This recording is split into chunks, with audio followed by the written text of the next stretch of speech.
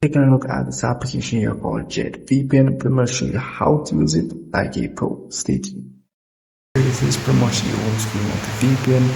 Very simple layout, nothing hard for you to not understand. So at the top here, you may see your location. You can tap on that option here. Will pretty much load up all the free servers available. So as you can see here, these are all the free servers available and also show the speed of these free servers.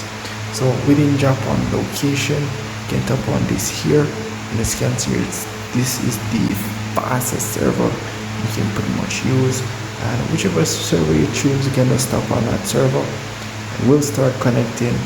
Once you start connecting, we'll ask for connection request, be connected in no time.